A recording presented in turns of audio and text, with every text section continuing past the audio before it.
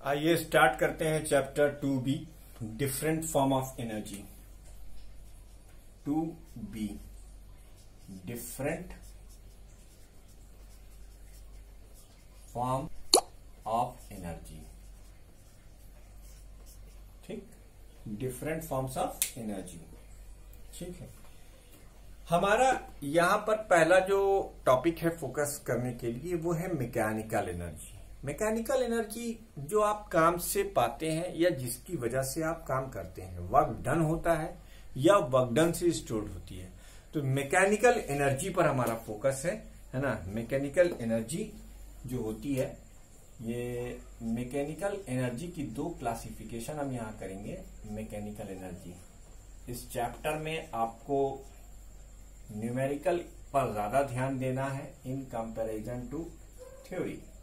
Kinetic energy, ये kinetic energy होती है और ये होती है पोटेंशियल एनर्जी। इसकी अगर सिंपल सी बात करी जाए तो energy possess by virtue of the motion is known as kinetic energy, और energy possess by a body by virtue of its position is known configuration. ये क्या है? एनर्जी पॉजेस, ये possess by an object by virtue of its motion, virtue of its motion. और ये जो आपकी energy है, the energy possess by a system by virtue of its configuration. बनाने में, किसी सिस्टम को बनाने में आप जो एनर्जी खर्च करते हैं वो एनर्जी पोटेंशियल एनर्जी होती है। The energy of the system, the energy of the system due to its configuration. इसकी सबसे प्योर डेफिनेशन है, कॉन्फिगरेशन इज नोन एज, जैसे आप दौड़ेंगे तो आपके पास काइनेटिक एनर्जी। अब जैसे हमारे हाथ में ये मार्कर है यहाँ पे, अब अगर हम इसे उठाकर यहाँ ले जाएं तो ग्रेविटी के अगेंस्ट में हमने वर्क डन किया, इसका कॉन्फ़िगरेशन बदला, पहले उसकी पोजीशन ये थी, बाद में उसकी पोजीशन ये हो गई। तो ये जो एनर्जी किसी सिस्टम के पास उनके कॉन्फ़िगरेशन की वजह से होती है, उस एनर्जी को हम पोटेंशियल एनर्जी कहते हैं। Is by virtue of its motion due to its configuration. छोड़ो काहे को बिला वजह इसको हम बढ़ाएं, इतने सी जब हमारा काम चल जाना है। अब बच्चों, काइनेटिक एनर्जी तीन टाइप की मोशन हो सकती है, तो तीन टाइप की हो सकती है, जान लो कौन कौन सी। काइनेटिक एनर्जी की टाइप हो सकती है, एक लीनियर और ट्रांसलेशनल। एक टाइप तो ये हो सकती है, ठीक। दूसरी रोटेशनल, अगर कोई चीज किसी एक्सिस के अबाउट घूम रही, जैसे आपने मोशन में दो टाइप देखी थी। अच्छा, तीसरी जो टाइप है वो होती है वाइब्रेशनल। ये तीन टाइप की काइनेटिक एनर्जी किसी बॉडी में हो सकती है। ये आगे बढ़ने वाली मोशन, ये घूमने वाली मोशन, और ये to and fro motion, vibration, ऐसे ऐसे। ये तीन टाइप की मोशन हो सकती है, तीन टाइप की काइनेटिक एनर्जी हो सकती है। उसी तरीके से आपको जानकर बहुत ताज्जुब होगा, पोटेंशियल एनर्जी की चार क्लास है। पोटेंशियल एनर्जी की चार क्लास है। एक क्लास जो आप रटते आए शुरू से, वो है ग्रेविटेशनल पोटेंशियल एनर्जी। ग्रेविटेशनल, ये हम आपके सिलेबस में है तो यहां पढ़ेंगे भी। दूसरी जो क्लास है वो इलास्टिक है, वो भी हम यहां पढ़ेंगे, इलास्टिक, ठीक। तीसरी हम बताते हैं, तीसरी इलेक्ट्रिक हो सकती है, और चौथी आपकी मैग्नेटिक हो सकती है। ये दोनों आपके बियॉन्ड द स्कोप है, लेकिन जान लीजिए। तो तीन टाइप की काइनेटिक एनर्जी और चार टाइप की पोटेंशियल एनर्जी। अब हम पहले पोटेंशियल एनर्जी को विस्तार से एक्सप्लेन करेंगे, इसकी दोनों फॉर्म को देखेंगे, ठीक है। उसके बाद हम काइनेटिक एनर्जी करेंगे, ठीक, उसका एक्सप्रेशन निकालेंगे। तो वीडियो को पॉज करके पहले आप इसको पूरा नोट कर डालिए, डिफरेंट फॉर्म ऑफ एनर्जी में। तो इसे आप नोट करेंगे। उसके बाद अब हम लोग सबसे पहले चलते हैं पोटेंशियल एनर्जी के पास। तो पोटेंशियल एनर्जी की मैंने डेफिनेशन तो आपको बताई दी कि किसी भी सिस्टम को बनाने के लिए आप जो है जो एनर्जी खर्च करते हैं वो एनर्जी पोटेंशियल एनर्जी बन जाती है। जैसे मान लीजिए, देखिए मेरे हाथ में जैसे ये 3 मार्कर है, 3 मार्कर ये ऐसे हमने लिए, अब ये अलग अलग रखे हुए थे, हमने लाए और लाकर एक जगह रखा। तो भाई हमने वर्क डन किया ना। अब ये देखिए 3 मार्कर का पूरा सेट हो गया, ब्लू ब्लैक एंड व्हाइट। ये हम लेने गए होंगे ना मार्केट, असेंबल किया ना हमने। अब ये मेरे हाथ में तीनों आ गए, तो हमने वर्क डन किया है। तो वो वर्क डन जो मैकेनिकल वर्क हो और उससे जो एनर्जी हमारे पास स्टोर्ड हो, या जिस एनर्जी की वजह से हम मैकेनिकल वर्क कर सकते हो, उसे हम पोटेंशियल एनर्जी कहते हैं। तो आपके सिलेबस के अकॉर्डिंग हमें 2 फॉर्म ऑफ पोटेंशियल एनर्जी पढ़नी है। कौन कौन सी? Forms of potential energy, forms of potential energy. ठीक, एक तो पढ़नी है आपको कौन सी? Gravitational potential energy. कौन सी potential energy? Gravitational potential energy, gravitational potential energy. देखो, इसकी बड़ी सिंपल सी डेफिनेशन हो सकती है अगर आप इस छोटे से डायग्राम को समझ लें। मान लीजिए कि आपका ये ग्राउंड लेवल है, ठीक, यहां पर एक बॉक्स है और ये एक घर है, जिस घर का फर्स्ट फ्लोर h हाइट पर है। ठीक, आपने इस बॉक्स पर एक फोर्स आप लगाएं चाहे ना लगाएं, लगेगा। ये क्या है? वेट और force of gravity, force of gravity. ये जो फोर्स लगा और इस ब्लॉक को आपने यहां पहुंचा दिया। देखिए साहब, ये ब्लॉक आपका कहां पहुंच गया? यहां पहुंच गया। ये किसी भी रास्ते से ले गए, लिफ्ट उठा के ले गए, रस्सी से पकड़ के ले गए, उससे कोई मतलब नहीं। इनिशियल पोजीशन ग्राउंड लेवल यानी h की वैल्यू 0 और फिर यहां h की वैल्यू h। कितना डिस्प्लेस कर दिया आपने? h। तो बेटा इसका आपने स्टेट चेंज कर दी। पहले वो कहां था? पहले वो ग्राउंड पे था, अब वो कहां है? फर्स्ट फ्लोर पर है। कहां है बेटा? फर्स्ट फ्लोर पर। तो ये जो फर्स्ट फ्लोर पर पहुंचा है बेचारा, है ना, सिंकारा बोझका मारा, तो आपने काम किया है। क्या काम किया है आपने? फोर्स ऑफ ग्रेविटी के अगेंस्ट आपने वर्क डन किया है ना। तो the energy stored, the work done in lifting a body against the force of gravity is stored in the form of gravitational potential energy। हो गया डिफाइन। क्या define हुआ? the work done, the work done in lifting an object of mass m against the force of gravity, force of gravity up to a height h, up to a height h is known as gravitational potential energy। क्या कहते हैं इसको? Gravitational potential energy.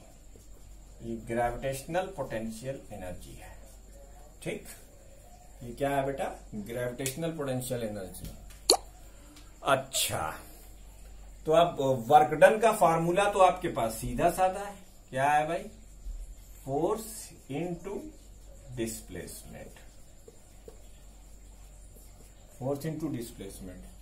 तो force कितना लगा रहे हैं आप? mg के अगेंस्ट mg ही लगाएंगे। ये आपका एफ लिफ्टिंग है, एफ लिफ्टिंग, ये फोर्स आपको लगाना पड़ेगा।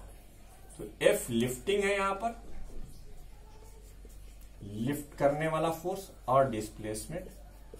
तो सबसे वर्स्ट सिचुएशन ये होगी कि आप इसके एकदम एग्जैक्ट इक्वल फोर्स लगा दें। तो ये कितना हो जाएगा? mg और डिस्प्लेसमेंट कितना? h। ये जो वर्क डन है इसी को हम GPE के नाम से जानते हैं। क्या ये gravitational potential energy. What is this? This is gravitational potential energy. ये ग्रेविटेशनल पोटेंशियल एनर्जी होगी, याद रहेगा ना। What is the potential energy? ठीक। अच्छा, ऐसा होता क्यों है? क्योंकि जैसे जैसे आप अर्थ से ऊपर उठते जाएंगे वैसे वैसे आपका फोर्स ऑफ ग्रेविटी कमजोर पड़ता जाएगा। जैसे जैसे फोर्स ऑफ ग्रेविटी कमजोर पड़ता जाएगा वैसे वैसे आपकी एनर्जी इंक्रीज करेगी, हाइट बढ़ेगी, पोटेंशियल एनर्जी बढ़ती चली जाएगी। इसीलिए अगर आप 5वीं फ्लोर से कोई चीज जमीन में फेंकते हैं तो वो जल्दी से गिरती है और उसकी स्पीड भी ज्यादा होती है, भारी चीज। और अगर वही आप कोई हल्की सी चीज वहां से फेंकें तो आपको वो नहीं दिखाई देगा। क्यों? क्योंकि उसके ऊपर मतलब जैसे कागज का एक टुकड़ा फेंकें तो वो धीरे धीरे धीरे धीरे धीरे आएगा। It will take a time. क्यों? क्योंकि उसकी वेलोसिटी उतनी तेजी के साथ नहीं बढ़ रही। तो फोर्स ऑफ ग्रेविटी जब बढ़ता है, फोर्स ऑफ ग्रेविटी जब डिक्रीज करता है तो पोटेंशियल एनर्जी इंक्रीज करती है। क्यों इंक्रीज करती है? क्योंकि फोर्स ऑफ ग्रेविटी तभी घटेगा जब आप अर्थ के सरफेस से ऊपर उठते चले जाएंगे। जैसे जैसे आप अर्थ के सरफेस से ऊपर उठते जाएंगे वैसे वैसे फोर्स ऑफ ग्रेविटी घटता जाएगा, और फोर्स ऑफ ग्रेविटी घटेगा जिसकी वजह से आपकी gravitational potential energy positive values की बढ़ती चली जाएगी। आप अब इन सब चक्करों में ना पड़े पॉजिटिव निगेटिव के। ये फार्मूला याद रखें और ये definition, the work done in lifting the object against the force of gravity is known as gravitational potential energy. उसे हम ग्रेविटेशनल पोटेंशियल एनर्जी के नाम से जानते हैं। वीडियो को पॉज करके इसको नोट कीजिए। आइए पहले हम आपको इलास्टिक पोटेंशियल एनर्जी के बारे में बड़ी इंटरेस्टिंग सी बात बताते हैं। ठीक है, बहुत ही इंटरेस्टिंग सी बात बताते हैं। भैया तुम्हारे पास एक पेन हो जिसमें एक वो हो, ऐसे ऐसे करके push up and push down करके जिस आप पेन को ऑन करते हैं, उस पेन को आप कभी खोल कर देखें तो उसके अंदर एक स्प्रिंग लगी हुई होगी, elastic potential energy. Elastic potential energy. ये जो इलास्टिक पोटेंशियल एनर्जी है ये होती है the work done in stretching और कंप्रेसिंग अ स्प्रिंग। ऐसा क्यों? देखिए, जैसे मान लिया आपके पास ये एक स्प्रिंग है, ये अपने नॉर्मल फॉर्म में है, इसके आगे आपने एक ब्लॉक लगाया। ठीक है, अब आप इसके ऊपर एक फोर्स t बराबर 0 का टाइम है, आपने एक फोर्स लगाया। ठीक, ये स्प्रिंग, अब ये ब्लॉक अपनी जगह से खिसकेगा क्योंकि आपने एक F पुल लगाया है। इस F पुल की वजह से ये स्प्रिंग खिंच जाएगी। मान लीजिए वो इतना खिंच गई, ये यहां आ गया, ये डिस्प्लेसमेंट हुआ F पुल। भैया तुमने काम किया है ना, देखो F इंटू एक्स हुआ। ठीक, अब तुमने ये फोर्स हटा लिया तो तुम्हें क्या लगता है? आइडियल सिचुएशन के अंदर ये ब्लॉक इतना ही डिस्टेंस पीछे चला जाएगा, यानी ये कंप्रेस हो जाएगा। ठीक, ये आपने F पुल हटा लिया तो ये ब्लॉक यहां चला जाएगा। तो ये जो आपने एलोंगेट किया या कंप्रेस किया तो आपको वर्क डन करना पड़ा। ये जो वर्क डन आप करेंगे यही इलास्टिक पोटेंशियल एनर्जी के फॉर्म में स्टोर्ड हो जाएगा। इसके फॉर्म में स्टोर्ड हो जाएगा। ठीक है, तो एक तो ये तरीका हो गया। और इलास्टिक पोटेंशियल एनर्जी एक और तरीके से ऐसे समझी जा सकती है। ये तो मैंने एक तरीका अपना बताया कि the energy stored in the elongation और कंप्रेशन ऑफ स्प्रिंग। इसे क्या कहते हैं? Elastic energy. The energy stored due to elongation और compression, elongation और compression of spring। जाहिर सी बात है कि स्प्रिंग को खींचोगे, spring is known as elastic potential energy. अच्छा, इलास्टिक पोटेंशियल एनर्जी। हम चलो तुम्हारी किताब वाली भी बता देते हैं। तुम्हारी किताब में क्या लिखता है कि जब आप कोई एक्सटर्नल फोर्स किसी बॉडी पर अप्लाई करेंगे तो वो डिफॉर्म हो जाएगा। क्या हो जाएगा? डिफॉर्म हो जाएगा। जब आप फोर्स को रिमूव करेंगे तो वो अपने शेप को रिगेन करना चाहेगा। तो सबसे पहले तो आप ये समझ लिए what is the deforming force. A force which have tendency, a force which have tendency to deform, to have tendency to deform the shape of an object is known as deforming force। एक तो ये technical term हो गया। जैसे आपने किसी को थप्पड़ मारा, बहुत practical example, don't get it seriously, example समझिएगा। थप्पड़ मारा आपने किसी को तो आप उसका चेहरा सूज जाएगा, डिफॉर्म हो गया है ना, सूजन आ जाएगी उसको। तो आपका हाथ उस समय डिफॉर्मिंग फोर्स का लगाने वाला एजेंट है, और जो आपने फोर्स लगाया था वो डिफॉर्मिंग फोर्स था, उसकी वजह से ऑब्जेक्ट में कोई एक्सीलरेशन नहीं आया। याद करिए 9th में मैंने आपको फोर्स के 4 काम बताए थे, उसमें चौथा काम यही था, शेप को डिफॉर्म करना। ठीक है, अब ठीक है, एक होता है रेस्टोरिंग फोर्स। जब ये जान गए तो वो भी जान लो, एक वीडियो इस पर और सही। The force which have tendency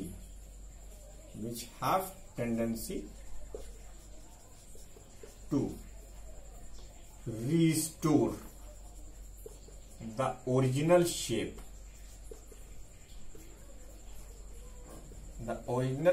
of the object is known as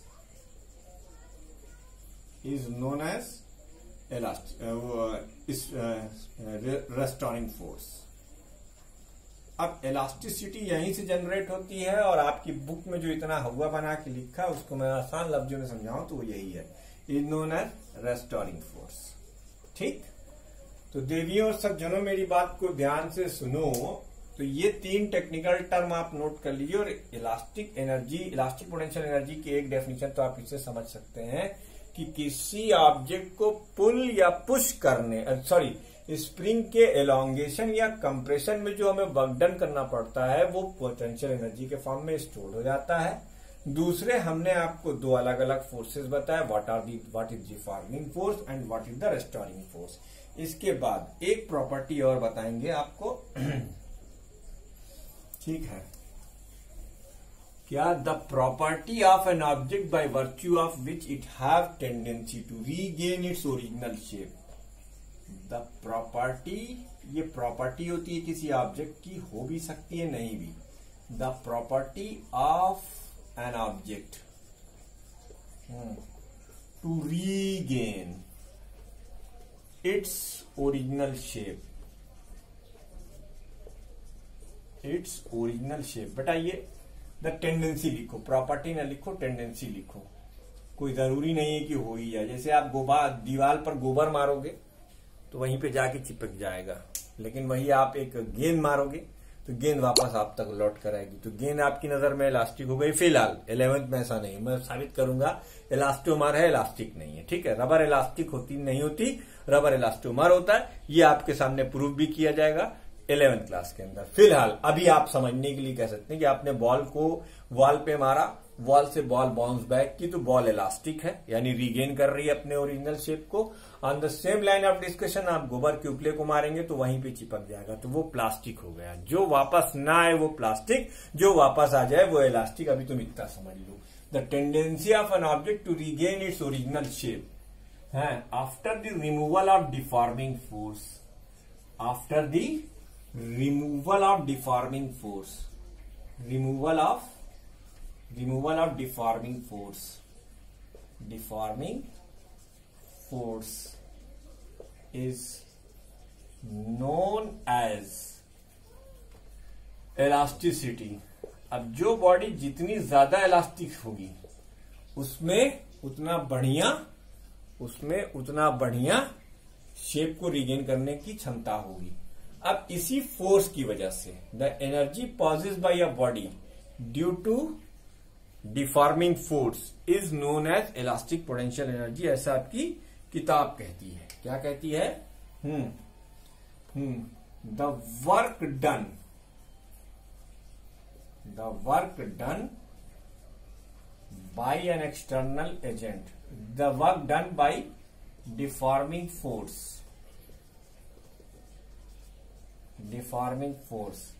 on a body। आसान लफ्जों में लिखो, ज्यादा परेशान होने की जरूरत नहीं है। Deforming force, the work done by a deforming force on a body is stored in the form of elastic potential energy, is stored in the form of elastic potential energy, in the form of elastic potential energy। ये आपकी भैया elastic potential energy की definition strictly according to your book हो गई, बस जरा इसे हमने अपने लफ्जों में लिख दिया है। किसी बॉडी को डिफॉर्म करने के लिए आप जो फोर्स लगाएंगे वो उस फोर्स की वजह से जो बॉडी डिफॉर्म होगी तो एनर्जी पॉजेस करेगी, वही एनर्जी आपकी इलास्टिक पोटेंशियल एनर्जी के फॉर्म में बदल जाती है। तो ये 2 क्लास आपको यहां पढ़नी थी, एक मैकेनिकल पोटेंशियल एनर्जी की, एक आपको इलास्टिक बता दी और आपको एक ग्रेविटेशनल बता दी। नेक्स्ट वीडियो में हम डिस्कस करेंगे व्हाट इज काइनेटिक एनर्जी और इसका एक्सप्रेशन, फिर वर्क एनर्जी थ्योरम और फिर conversion of potential energy into elastic energy and etcetera blah blah blah, उसके आगे का चलेगा। चैनल को सब लोग सब्सक्राइब कर लीजिए और जल्दी जल्दी काम पूरा करके सब लोग जमा करिए अच्छे बच्चों की तरह। बार बार रिमाइंडर कराना ठीक बात नहीं है।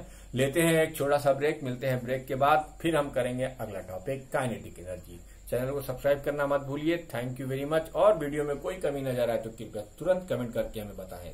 हमें आपके कमेंट की उम्मीद भी है, एक्सपेक्टेशन भी है। Thank you very much for watching my video. मिलते हैं अगली वीडियो में काइनेटिक एनर्जी के एक्सप्रेशन के साथ। इसी के बीच में आपको न्यूमेरिकल का भी एक वीडियो मिल जाएगा और आप उसे भी देख लीजिए और प्लीज नोट डाउन करके अब कॉपी सबमिट कर डालिए। मुझे बार बार ग्रुप पे रिमाइंड करना अच्छा नहीं लग रहा है। मैंने एक बार रिमाइंडर डाल दिया, अब आप लोग कर डालिए। Thank you very much.